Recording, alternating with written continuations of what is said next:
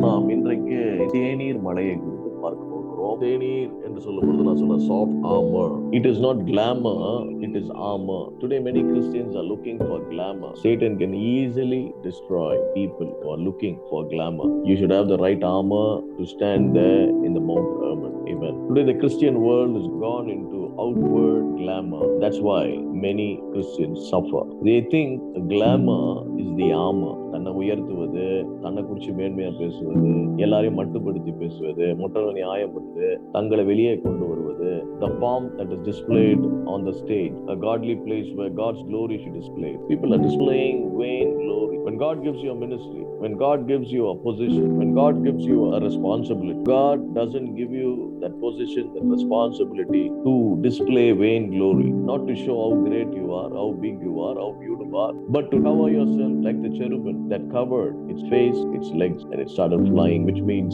in the spirit. Cherubims never displayed their beauty. Cherubims never displayed their own ways. When it came to God, covered the legs, which means not to walk or do the work of the Lord in the way that I wanted. My face covered. When Moses had too much of glory, when he was in the mountain, and the power of God was so mighty on him, and the presence of God was overflowing, and it all started coming out of the pores of face, the pores of his body. His face was lit up, and people were so afraid to see the face of Moses. But Moses, you know what he did? He covered his face. How powerful you might be a great man of God, you might have the greatest gifts in the world, but if you don't have a proper covering, that's what I said. If you practice displaying vain glory, there will be God's fury on you. When Nebuchadnezzar was trying to boast about himself, his ways, his kingdom, his achievements, and he was boasting on his vain glories, and God's fury fell on. So we need to know, when authority is given to us, we need to learn to handle it properly. If God gives you an anointing,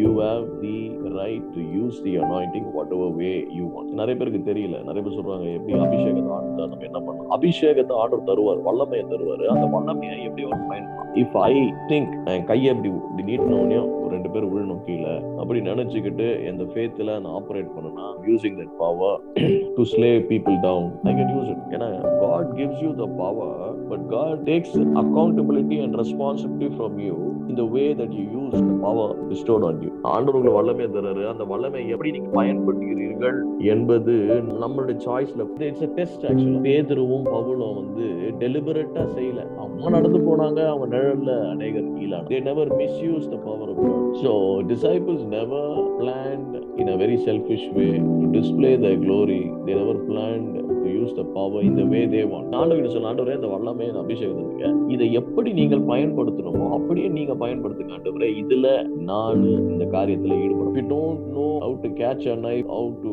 use a knife to battle against the enemy, if you don't know how to use it in a proper way, you will be cutting and you will be bleeding to death. We need to also learn from the Spirit of God how to go about with our warfare. Today lots of people are using their weapon to hurt and destroy themselves rather than using it on the enemy. And these type of people are people who are proud, arrogant. They think power is everything for them. They destroy themselves. The same power, the anointing, has the power to destroy the yokes of the enemy. It also has the power to destroy pride, arrogancy, and vainglory. The same anointing that brought out Lazarus' death, the same power was also available. The same power slew Ananias and Sapphira. The same power that rose people from death. The same power had put people to death as well. The same power that gave sight to the blind. The same power was used to bring blindness to that magician or the sorcerer Simon, who was trying to hinder the gospel. So we have both the sides. Power ministry சொல்லும்போது ரொம்ப கேர்ஃபுல்லா இருக்கும். அதனாலதான் பாக்குறீங்க, நிறைய power மினிஸ்ட்ரியில இருக்கவங்களுடைய முடிவு பாத்தீங்கன்னா ரொம்ப பரிதாபம். அது பிசாசுகளை துரத்துறதா இருக்கலாம், தீர்க்க தரிசன வரங்களுடைய ரொம்ப ஹையர் லெவல்ல அவங்க பவர் இருக்கும்போது அவங்களுடைய வாழ்க்கை முறை, அவங்களுடைய காரியம், இந்த same power bring them to ruin if you don't have God's rule and God's approval, how to use the power that God has given to you. மானா மலையில இருந்தும் சரி, ஷேனீர் மலையில இருந்து, ஹெர்மோன் மலையில இருந்து நீ கீழே விழுந்தினியா, you come straight, you land up in lion's den and the mountains of leopard, and there will be mountains all around the lion's den to protect you and to keep you bound. Sometimes கணவன் மனைவி, how they act as portals, how they act as doors, how they act as gateways for spirits to walk in and walk out. It can be God's Holy Spirit, God's angels, visitation of God's glory, visitation of God's revelation, or it can be a different world of demons that carry diseases, demons that carry pain, demons that carry self-will, demons that keep whispering in your ear because you have opened the door for the enemy. அது யாருன்னா husband wife. Covert husband doesn't tell his wife பண்றது தப்பு, கர்த்தருக்கு பிரியமில்லாத காரியம், ஆண்டவருக்கு கொடுக்க வேண்டிய நேரத்தையும் ஆண்டவருக்கு கொடுக்க வேண்டிய காரியம் தான் செய்யணும் அப்படின்னு ஒரு ஹஸ்பண்ட் அந்த ஒய்ஃபை ஒருவேளை அது கேட்கிற ஒய்ஃபா இருந்தா கண்டிக்காத ஒரு ஹஸ்பண்டுக்குள்ள என்ன விதமான ஆவி ஏறும் தெரியுமா?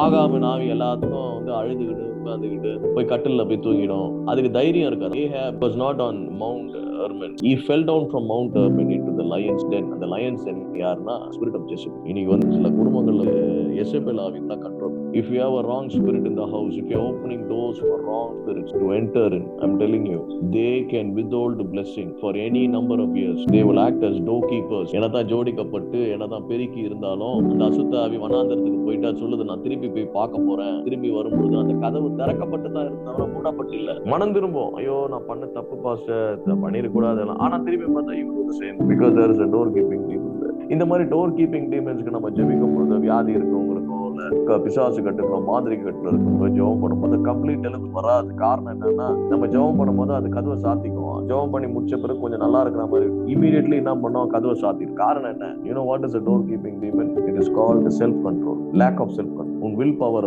டேக் ஓவர் பண்ணி you will never obey or listen to God.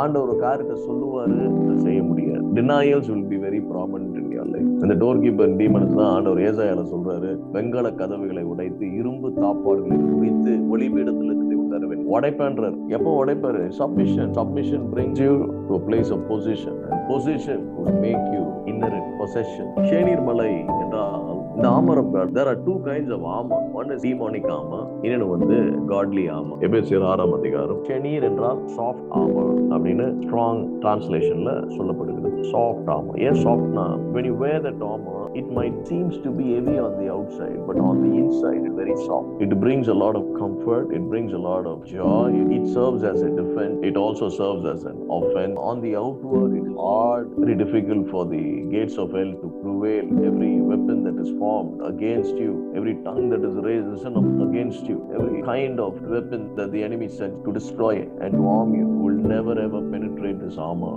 because it is very strong, hard as a rock on the outside and soft as a child on the inside, like a baby, very soft. The spiritual warfare is not fretting and worrying, it is more on the resting. இந்த கல்லின் மேல் மோதுகிறவன் செதறி போவான். அந்த கல் யாருன்னா இந்த armour தான். அந்த ஆமர் யாருன்னா ஆண்டவர். அதனாலதான் தேவ வசனத்துல எப்படியாவது சொல்லப்படும், put on the armor of God. சாத்தானும் ஒரு சில உலகமும் ஒரு சில ஆர்மர் இருக்கு. என்ன ஆர்மர்னா, தந்திரம், பொய், ஏமாற்றம், பெருமை, அகங்காரம், இதெல்லாம் ஆர்மர். நிறைய பேர் சொல்லுவாங்க, ஜாக்கிரதையா அந்த உலகத்துல ஏமாத்துவானா, ஜாக்கிரதையா இருக்கணும். நம்மள என்ன பண்ணணும், உஷாரா இருக்கணும், பொய் சொல்லணும், ஏமாத்தணும், நம்மள என்ன பண்ணணும், நம்ம காத்துக்கணும் அப்படின்னு சொல்லிட்டு உலக பிரகாரமான ஆர்மர் நிறைய பார்த்திருக்கீங்களா? That is the armor of the enemy. The moment you wear that armor, it is so heavy, start weighing you down, will start pulling you towards gravity of sin. யாக்கோபு இப்பேற்பட்ட ஒரு ஆர்மரை தேர்ந்தெடுத்து வச்சார். அவர் நினைச்சார், பொய் சொல்லி ஏமாத்தினா தான் நமக்கு கிடைக்கும். ஆனா அது அவர் சரீரத்துல, அவருடைய வாழ்க்கையில அந்த ஆர்மர்ஸ், அந்த பொய், பித்தலாட்டம், வஞ்சிக்கிற தன்மை, எத்தனை போல வாழ்கிற ஒரு வாழ்க்கை, அவருடைய வாழ்க்கையில கண்ணீரையும் வலியையும் வேதனையும் தான் உண்டாக்கல. It was not soft on the inside, it was pricking on the inside. This armor has sort of gone. Suppose I'm just saying, ஒரு உதாரணத்துக்கு நான் உங்க சரீரத்தை பத்தி யாரும் பேசக்கூடாதுன்னு நீங்க நினைக்கிறீங்க. ஒருவேளை குள்ளமா இருக்கலாம், தடியா இருக்கலாம், ஹைட்டா இருக்கலாம், இல்ல கலர் வேற மாதிரி இருக்கலாம். ஆனா அது யாரும் பேசக்கூடாது. அது பேசினாலே ஐ எம் வெரி சென்சிட்டிவ். எனக்கு அது ரொம்ப ஒரு பயங்கர வேதனையை கொண்டு வரும். இப்படியே யாருன்னா பேசிட்டாங்கன்னா ஒரு சோடு எடுத்து வீசுவீங்க பாருங்க. அந்த சோடு தான் எரிச்சல். என்னையா பேசுறேன், நான் யார் தெரியுமா, உன்னை என்ன பண்ற மாதிரி. So what kind of armor are you have? Do you have the word as a sword, or do you have your anger or bitterness as your sword? என்ன விதமான ஷீல்டு இருக்கு? Some people ரொம்ப என்ன பண்ணுவாங்க, ஒரு ஷீல்டு ஒன்று. என்ன ஷீல்டுனா, self isolation. யார்கிட்டயும் பேச மாட்டாங்க, யார்கிட்டயும் பழக மாட்டாங்க. ஏன்னா யார்கிட்ட பேசினாலும் என்ன ஹர்ட் பண்றாங்க. Nobody is worthy, nobody is good. அவங்க சபைக்கு போக மாட்டாங்க, எந்த ஊழியக்காரர்கிட்டயும் இருக்க மாட்டாங்க. They will choose isolation. நான் இதெல்லாம் யாருக்கு சொல்றேன்னா, விசுவாசிகளுக்கு சொல்லிட்டு இருக்கேன். எனக்கு என்ன சொல்லுவாங்க, அது எனக்கும் கத்தத்தான் பிரதர், எனக்கு யாருமே தேவையில்லை, இப்படிதான் சொல்லிட்டு இருக்கோம். யாரையும் அவர்களால் ஏற்றுக்கொள்ள முடியல, இல்ல யாரையும் மன்னிக்க முடியல. அவர்கள் தவறு பண்ணாலும் சரி, தெரியாம பண்ணிட்டாங்க, பரவாயில்ல, ஏன்னா நான் தாழ்த்துறேன் ஆண்டவரே என்று தாழ்த்த முடியல. அயலானை அவர்களால் நேசிக்க முடியல. First of all, they don't even love them. See, when you yourself hurting you, How can you say to the world you are hurting me? Satan gives you a shield to protect you from being healed. நீ வந்து சுகமாகாதபடி, உன் காயம் ஆறாதபடி சாத்தான் என்ன பண்றான்?